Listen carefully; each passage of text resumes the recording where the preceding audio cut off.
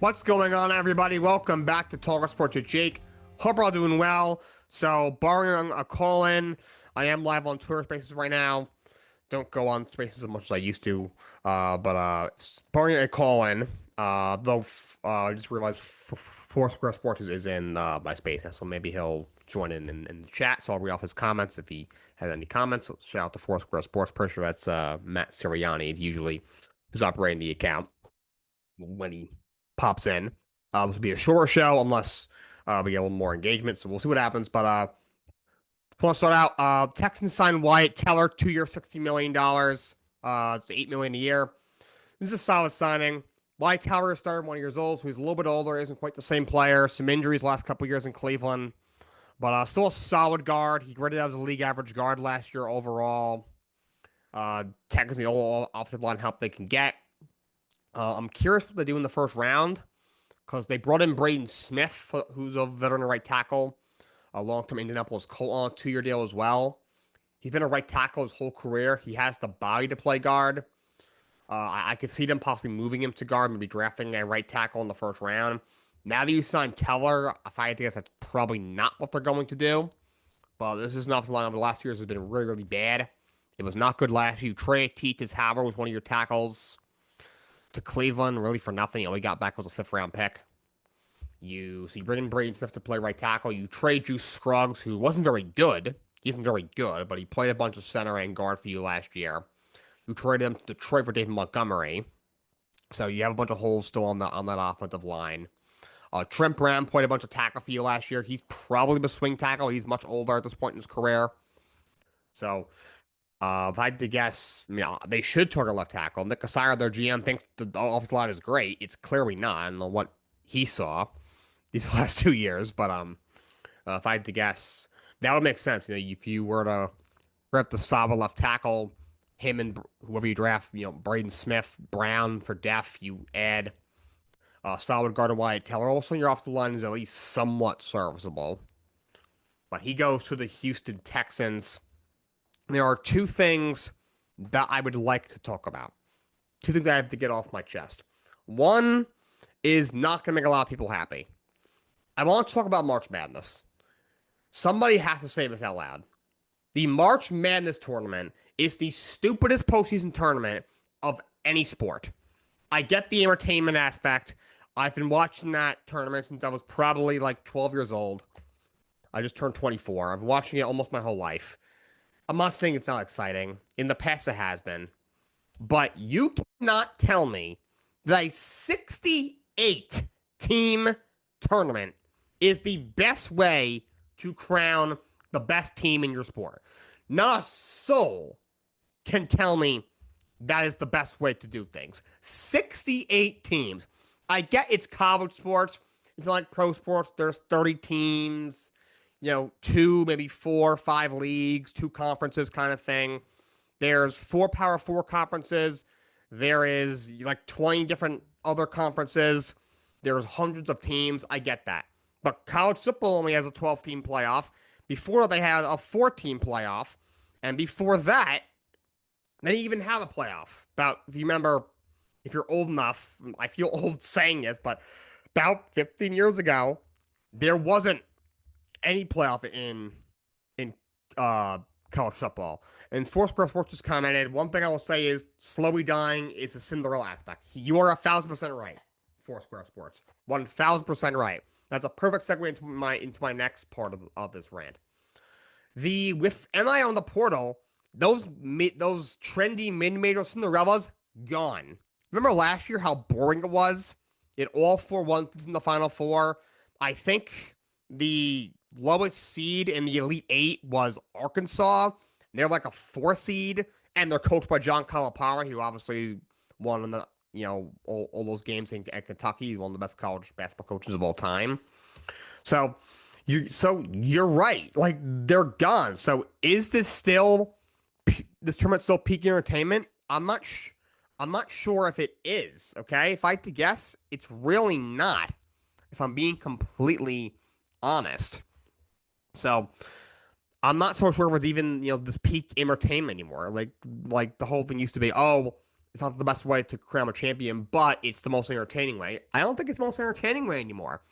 This is what we want out of March. Cinderellas. I get you want Cinderellas early, maybe in the round 64, round 32, maybe in the Sweet 16.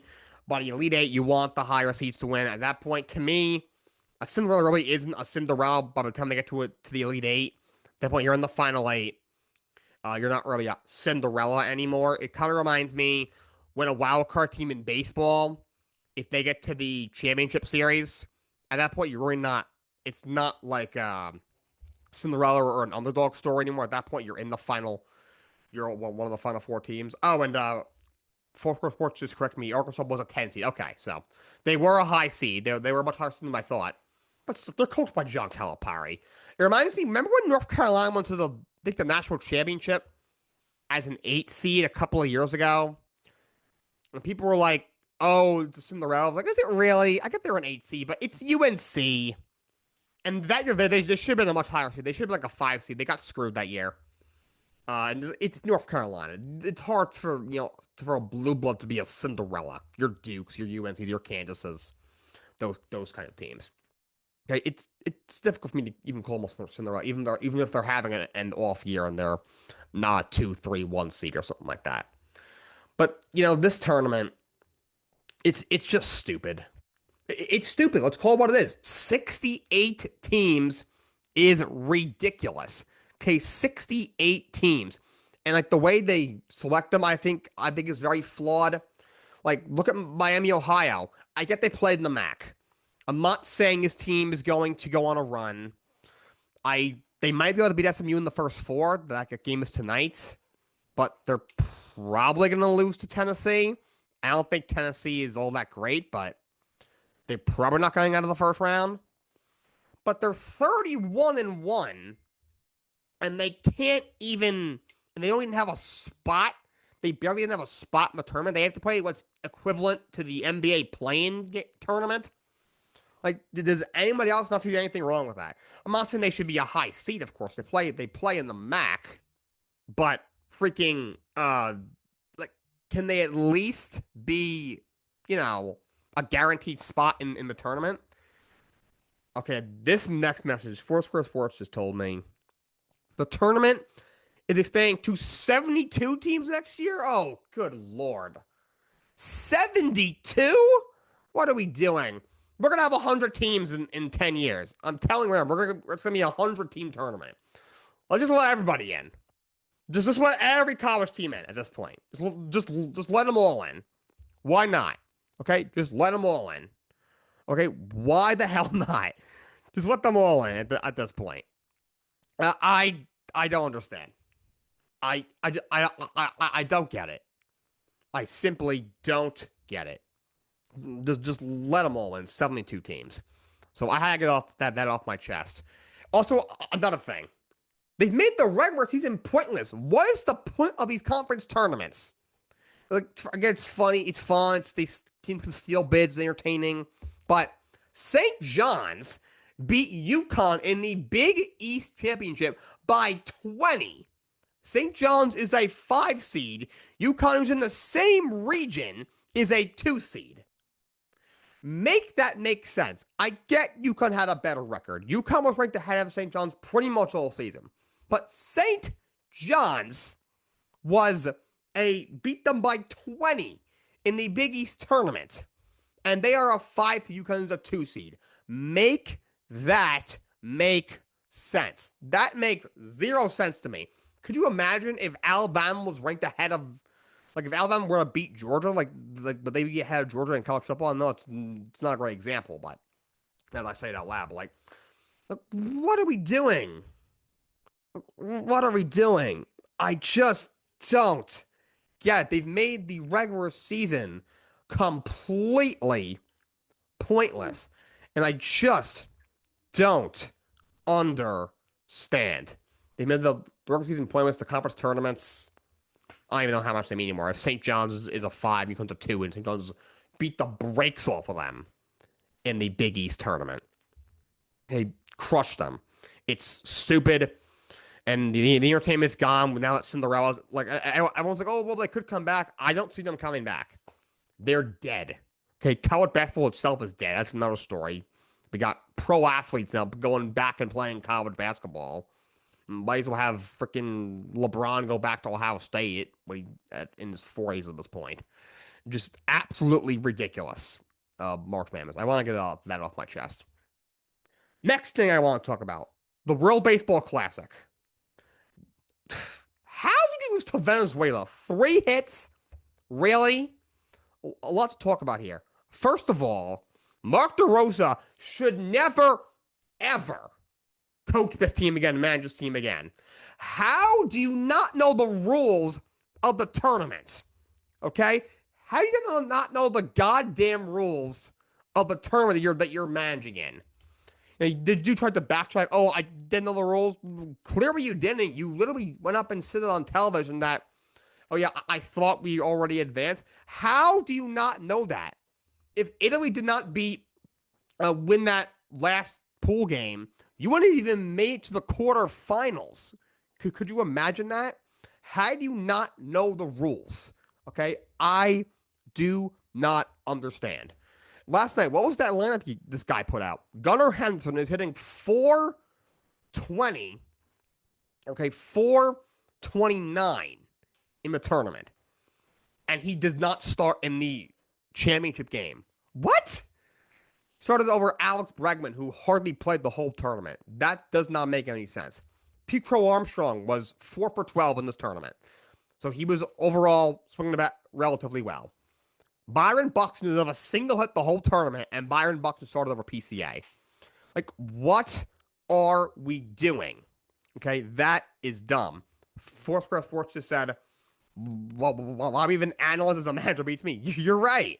Yes, he was the next player, but he's never coached before. He's an analyst in the LNB network. Why is he managing the team? You couldn't find one of the current Major League Baseball managers who's American to manage the USA team. Not one. Like, none of them. You're telling me none of them could have jumped in, and we got a couple of mic requests. So Foursquare Sports is going to come on along with Ricky Gallagher. So we're going to have we do have some interaction today, but which is exciting. What's going on, guys?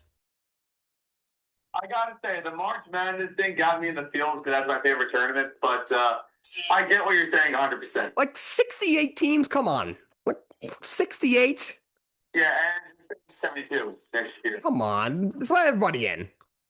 Yeah, seriously. At that point, you're just letting mediocre teams in. One thing I will say about your March Madness thing that I think should be taken notice. I know Miami and Ohio played a very weak schedule, but at the same time, a perfect regular season did not go unstitched. Exactly. Yeah, they're 31-1. They at least got to have a guaranteed spot in the tournament, right? Uh-oh. So someone's car going off? One thing you mentioned, like about the Major League Baseball thing, I don't understand why Mark DeRosa was manager to begin with, because it was kind of like how the Yankees hired Aaron Boone, and he was an MLB network for the Yankees. I don't understand this at all. Like, if you're going to be a manager, especially for an Olympic international tournament like this, you got to have experience. But yeah, like I was just saying, like you couldn't find a Major League Baseball manager who's American not to do this team. You couldn't find maybe even if it's a retired manager who was willing to do it. Like oh my God, I hear some frog noise. I'm not sure what's going on, but like you couldn't find somebody who's like an actual coach, not just some random ex-player who's now an MLB Network analyst. Like, come on. Isn't that common sense taking a step backwards? And we need to, like, this can't happen in major tournaments. Like, I don't know if we're even going to get 16 teams in the Olympics in 2028 for baseball next year. Yeah, another thing with this tournament, they need to move it. Okay, these pitchers aren't stretched out, and one thing people were knocking. What the heck? Okay, Ricky, you get off my, I get off my thing. Okay, do not come back. Okay, I appreciate you following me, Ricky, on Twitter, but goodbye. That's enough. You're clearly just trolling. Goodbye. Anyway, we're on Talk Sports with Jake talking to Matt from Four Square Sports, and we were talking to Ricky, but he's now banned from Talking Sports with Jake actually. Um, but yeah, one thing that Mark Rosa got hit with that I actually don't think was fair. He did not use Mason Miller last night. The Padres told him to only use Mason Miller in a safe situation, that to not come up, which is why we need to move this tournament. The pitchers are just not stretched out. That's why they don't go very deep into games. Like even Paul Skeens in the semifinal. He didn't pitch his best. He also was facing one of the best lineups you'll ever see, and that Dominican lineups is wild. But he's pitched relatively well. He only went 4 innings because these guys can't pitch more than 50, 60, 70 pitches. Like Nolan McLean actually pitched pretty well last night, but they pulled him in the fifth inning, not because he wasn't really in any trouble at the time, but because he was at around 65, 70 pitches, and the guy isn't stretched out yet. In fact, before the game, on the Fox pregame, they asked Paul Skeens, I think Derek Jeter might have asked him, like, are you treating this like a spring training game, like a regular season game, like a playoff game?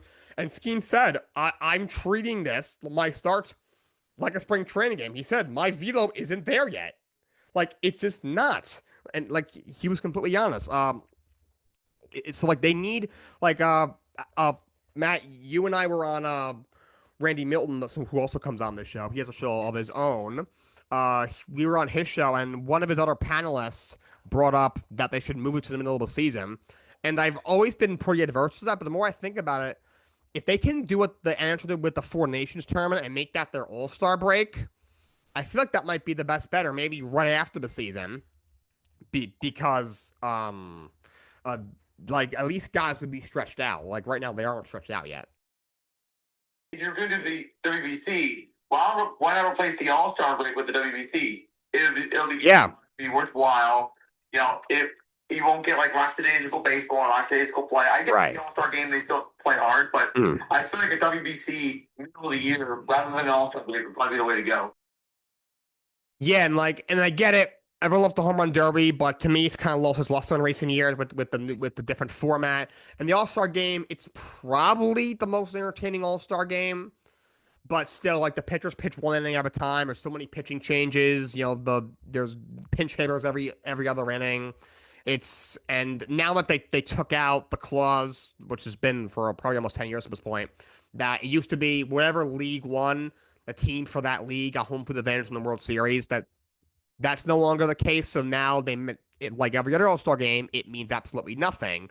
So yeah, I just think if they put it in the middle of the season, even if like you can either like the tournament isn't as long as the Olympics, so it wouldn't take 3 weeks. It's closer to 2 weeks. If you really want it to only be maybe 1 week, maybe you only invite like the top 16, which I would think would be U.S., Dominican Republic, Japan, Venezuela, Italy, and probably and Puerto Rico. You just take those 6 teams and maybe you change the rules of the pool play and stuff. I hate to exclude guys, just because where they were born, but like Great Britain just doesn't have a chance. Brazil doesn't have a chance. So maybe if you take that's not it. I thought of a couple of days ago, just in my head. Like if you take those 6 teams, and it would just make for a shorter tournament if Major League Baseball didn't want to take 3 to 4 weeks out of the season, considering they already have a very, very long season. It's twice as long as the NHL season. That's just a random thought I had. But at the end of the day, it's like you said, Matt. It's competitive baseball, and it'd be competitive baseball. People would still watch. They would still watch. Definitely watch it more than they would, however many people watch the All-Star game that they do every year. I saw Clayton Kershaw warm up in the bullpen for the U.S. one game. The guy was 40 pounds overweight. And I'm glad he never got to step on the mound for WBC to begin with. But it's all like it's before the season. People are not warmed up. You're bringing in retired pitchers like this. Like it shouldn't be this way. Like I feel like the U.S. treated this very lackadaisically, and it shouldn't be the case. Yeah, like look, I get him being on the team, but maybe like they should have just made him a coach. Honestly, Yeah. make him an assistant coach. He's earned the right to be involved with USA Baseball until he doesn't want to be. But just it was a waste of a roster spot at the end of the day because he's retired. So obviously, I mean, he was on the Dodgers playoff roster. He pitched in a couple of games in the postseason out of their bullpen. But ever since the World Series ended, probably around Halloween or so, he probably wasn't doing anything baseball outside of maybe like I don't know if he has young children playing with them in the backyard. So he's probably enjoying retired life in his mansion. Doesn't need to worry about staying in baseball shape anymore. So obviously the guy's going to be out of shape. It's like when Philip Rivers showed up to play for the Colts this year. He was way out of shape because he hasn't done because he didn't need to be in football shape in 5 years. And all of a sudden the Colts called him like, "We need you to play quarterback." He's like, "All right, I'll try." But that's a weird example. But yeah, speaking of taking up roster spots, I get why Trick Scuball did not really partake in the tournament. He just started the one game, but he stole a spot from another player, and the fact that he then showed up in the final game, like he easily could have pitched an inning for them, at least have the bullpen. Like I don't understand why if he was only going to do the one start, he should just not gone at all. And like you're taking away a roster spot, like this one game, it doesn't make sense. Like you have to be active throughout the entire tournament. You need to be reliable. And his stance on it was just very weak. Yes, it was. Like you wanted to be in there for the dugout, just to support the team, but you're being even more of a jerk, and you're being selfish by hogging a spot that could have gone to someone who may have wanted the spot to begin with. Absolutely, absolutely. Like I'm not sure who could have gotten that spot, but it's this is a once in a lifetime opportunity. At the end of the day, the tournament is only once every 3 years. It's the best of the best, so not everyone's going to get an invite. So so that's a big part of it, and also like the U.S. team, they obviously want to win, and they if he's just going to start in a random pool play game against Great Britain, they could throw out any starter they wanted and probably beat Great Britain. They just don't have the talent that the U.S. has. Like, I would honestly rather have had him for like the Dominican Republic game when one, he was a little bit more stretched out, and two, it was a bigger game. They could have used him. Think about if they started him in the semi game, they had Paul Skeens instead of Nolan McLean in the final game. I mean, they didn't hit at all, so it much would have made a difference. And McLean's really good. He's, obviously, there's only been 8 career starts. Maybe he, is enough for the test yet. Though he pitched well last time. Hopefully he pitches well for the Mets this year. But just think about it. I'm not sure. I mean, look, they had 3 hits. If he, they had besides Harper's home run, they had the rest of the team had one other hit outside of Bryce Harper. But I saw a stat on ESPN on First Take. Harper last night went 2 for 4. The rest of the team was 1 for 26. Which is just bizarre. And Venezuela, like, their pitching staff isn't bad, but, like, Eduardo Rodriguez is, like, a league average starter, and he dominated them. He honestly should have won this tournament hands down after Japan was knocked out in the quarterfinals. But you got to give props to Venezuela because they had this magical run where they did beat Japan. They did get past Italy, who was also hot. They had a crazy run. And then they ran to the U.S., and they beat them.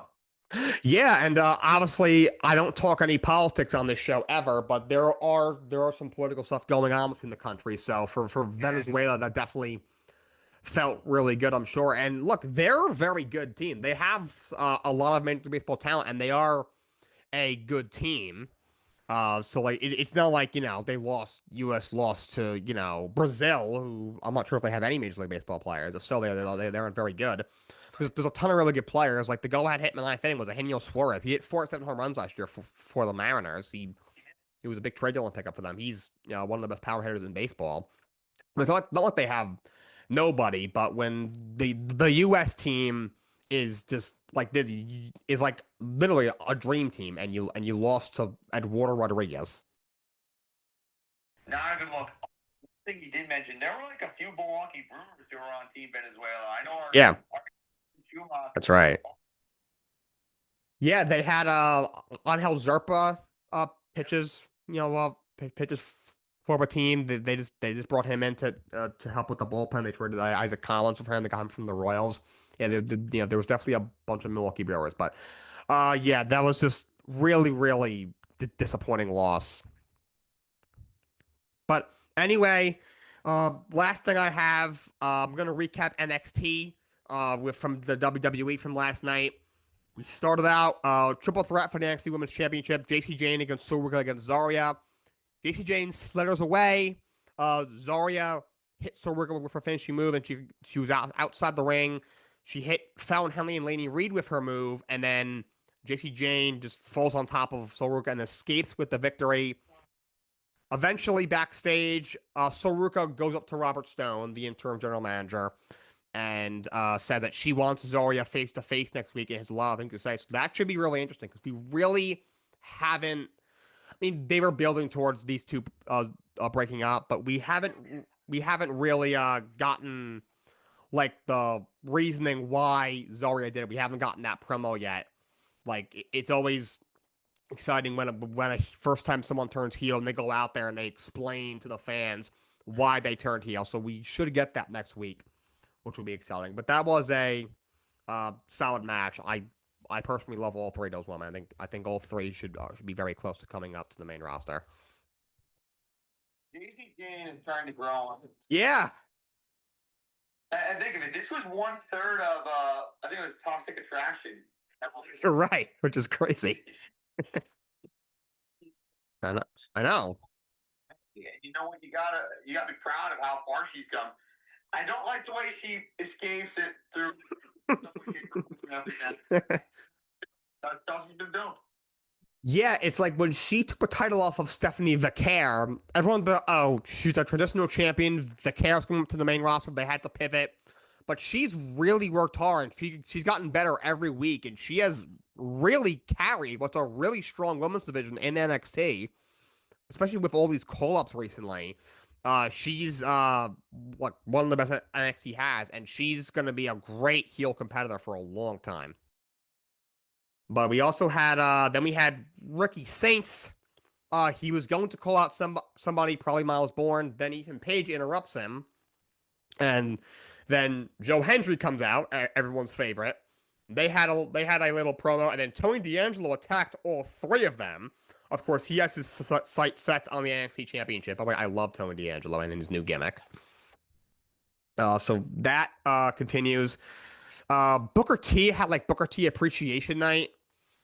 I I'm not a fan of him. Like he had a great career as a wrestler, and he does a lot for wrestling in terms of his eye for talent, what he does for LFG. Uh, he was a guy. He was always a big fan of Trick Williams. He was a big fan of Roxanne Perez. He's a big fan of Stephanie Vicaire. He's close with a lot of these younger wrestlers.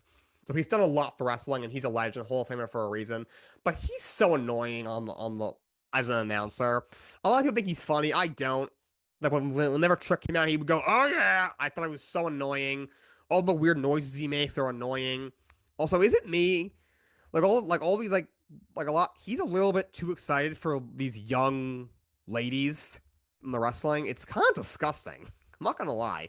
It's really disgusting. It makes me really uncomfortable watching. Like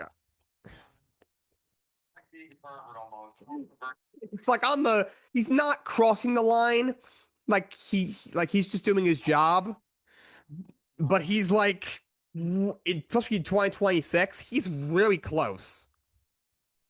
He's really close. Like the Stephanie Vicaire what he does with the Devil's Kiss, that's kind of funny. It started the crowd chant at least, but it's just like that. It's like whoa, take it easy. He, I didn't really enjoy that segment. Like then they had Keanu Carver come out and beat everybody up, and then Booker T got saved uh by Jasper Troy. Uh, so that was cool. I guess we had Los Americanos versus the Vanity Project. That was actually a really good match, but it didn't make a lot of sense because the Americanos in the States are heels, but they were like acting as the face throughout the match because they were fighting the Vanity Project, but then they still wrestled like heels. It was very, very weird, but very good match. The Los Americanos picks up the win over the Vanity Project. I mean, this gimmick to me doesn't work in the United States. It is over as hell in AAA. But it just doesn't really work to me in the United States. For the love of God, Chad Gable's OG El Grande Americano is really bad. But William Regal was back on NXT TV, which is awesome. With he's but I didn't know this till last week that that's Shirley Dempsey's father in real life. Yeah, so he obviously joined Birthright with Lexus King and Stax and Ariana Grace and all of them. So he's back on TV. He was complimenting Robert Stone. It looks like he's going to be named the full-time NXT general manager soon. We'll see where that goes. We had Fallon Henley against Ren Sinclair for the Speed Championship. Ren wins. I'm not a big fan of the Speed Championship. I think it's kind of dumb. Every match is 3 to 5 minutes at most. Which short matches doesn't mean they're bad. It's a little bit too gimmicky for me. I am excited to see what happens with Kendall Grind because she has relinquished the Evolve title, which means she's now full time on the NXT. So, Hank and Tank for Birthright and in the tag team number one contenders championship tournament. Birthright obviously used shenanigans to pick up the win in that match. Alexis King backstage made his case to Robert Stone for the gauntlet matches coming week to determine who will fight Miles Bohr from North American Championship. Stand Delivers coming up on April 4th. And then in the main event, Tatum Paxley against Izzy Dane for the NXT North American Women's Championship. Solid match. Tatum Paxley picks up the win. And as she was walking to the back, all of a sudden this latch opens in the floor and she's pulled down underneath the floor by Blake Monroe. Fresh off a win at Vengeance Day over Jada Parker. So it looks like Blake Monroe will be feuding with Tatum Paxley for the Women's North American Championship going forward. Blake Monroe, since coming to NXT, she's had some pretty good matches. I know Jada Parker took her to the limit. Yeah. A few weeks ago. It's interesting to see what she does next. I think that she should be, the woman to keep an eye on after JC Jane, and maybe even sure. some future. Yeah, in fact, I after she got put in the speed tournament, I was like, okay, what are we doing? Put her on SmackDown at this point. The mid card on the women's division on the main roster desperately needs some help. That's why I think like Blake Monroe and Sorger should be on the main roster and at least get the mid card something. And obviously, eventually, they will send to the top of the card. But yes, Blake Monroe, Tatum Paxley probably going to feud. That's all I got for you guys today. Matt, on behalf of Foursquare Sports, thank you for hopping in and joining with me. Until next time, so long. Have a great day.